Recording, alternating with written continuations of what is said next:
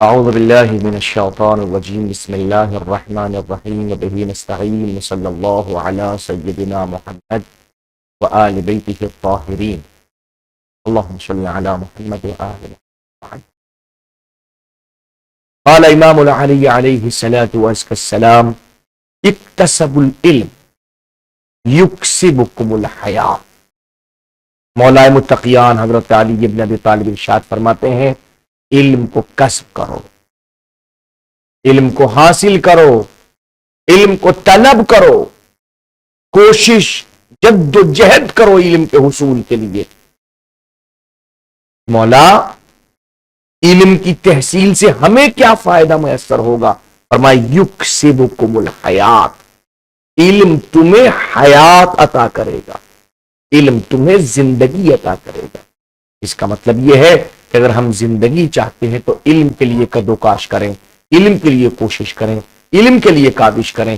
جتنا علم کے لیے کاوش ہوگی اتنا ہی زیادہ ہمیں علم زندگی عطا فرمائے. اللہ سبحانہ و تبارک و تعالی ہم سب کو تحصیل علم کی توفیق مرحمت فرمائے. قضائے مشہورات اور قضائے اولیات دو قسم کے قضیے، اور کہہ رہے ہیں اس باتوں کہ قضائے مشہورات اور قضائے اولیات میں مختلف فروق ہے. پہلی بات تو یہ کہ اس کا تعلق مشہورات سے ہے، اس کا تعلق یقینیات سے ہے. اولیات کا دونوں میں کوئی ملازمہ ہی آپس میں پائیں، دونوں ایک باب سے تعلق نہیں رکھتے. اگر دونوں کا تعلق ایک ہی باب سے ہوتا تو ایک قضیے کا حکم دوسرے قضیے پہ منطبق ہوتا، اور یہاں معاملہ کیا ہے کہ دونوں میں بہت سارے فرق موجود. اب فوراً سوال کریں آخر وہ آپ کچھ فرق بتائیے کہ جس سے معلوم ہو کہ قضیہ اولیہ یقینیہ اور قضیہ مشہورہ میں کیا فرق ہے، تاکہ ہمیں پتہ چل سکے کیا فرق ہے. انہوں نے کہا والفارق من وجوہ ثلاثہ، فرق جو آپس میں ہوگا وہ تین فرقوں سے ہوگا، جہد سے ہو جائے گا. الاول یعنی الفرق الاول، پہلا فرق ان الحاکم فی القضاء التأدیبات العقل العملی.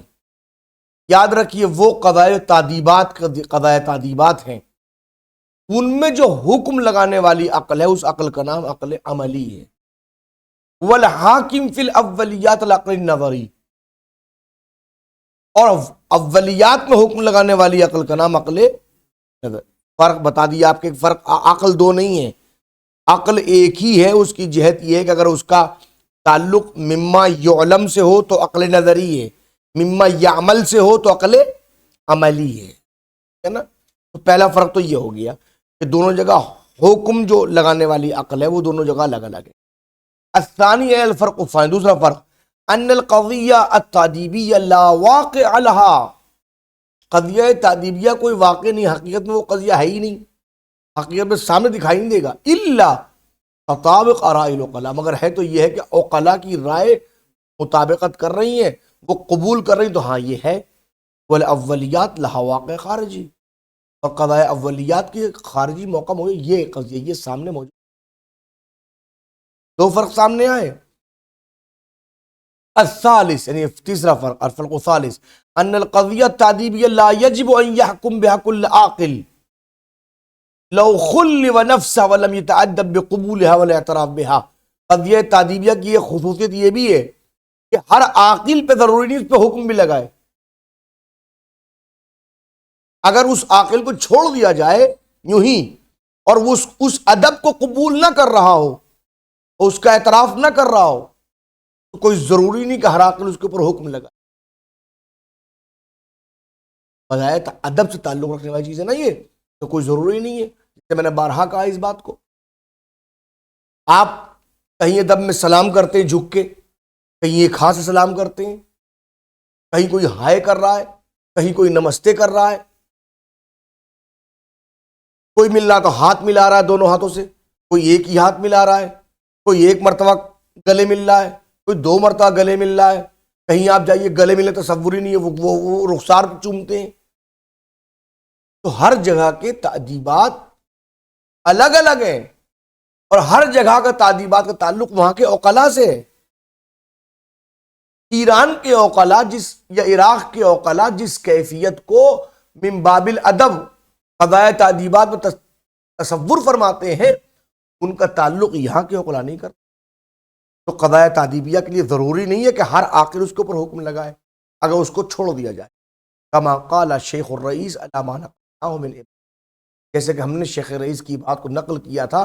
شیخ رئیس نے اس بات کو کہا فیما سبق جو گزر چکا ہے فی الامر ثانی، امر ثانی کے اندر، ولیس کذالک القضیۃ الاولى، قضیہ اولیہ ایسا نہیں ہے، التی یکفی تصور طرفیہا فی الحکم، اس کی نوعیت یہ ہے کہ حکم لگانے میں کسی ایک طرف کا تصور بھی کافی ہے.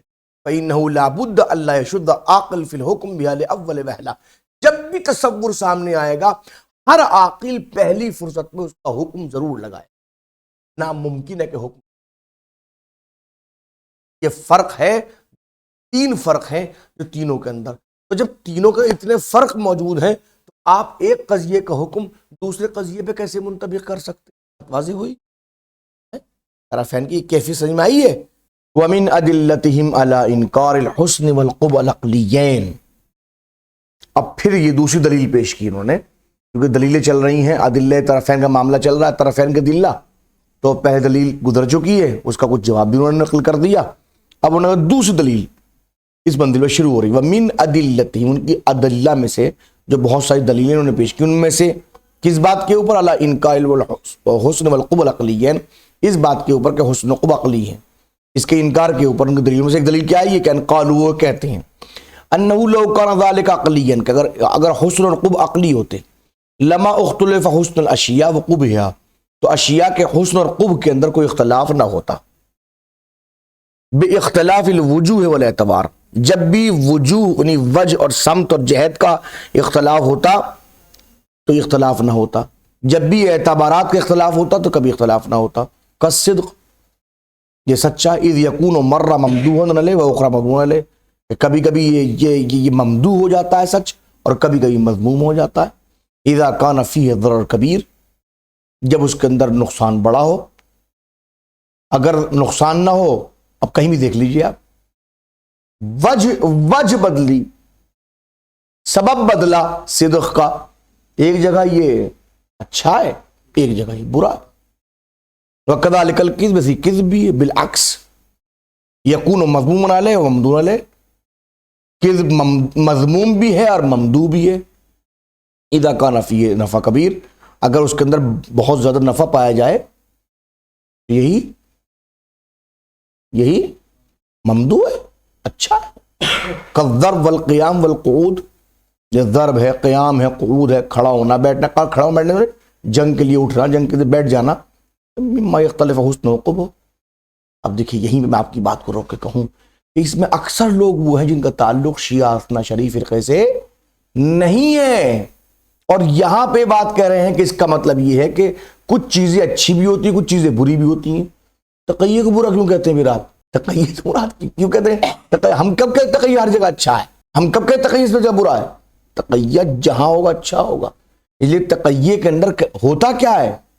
آپ ضرر کو دیکھنے کے بعد میں وہ چیز زبان سے نکالتے ہیں جو خلاف قلب ہے. بات واضح ہو رہی ہے؟ سمجھ میں آئی بات ہے؟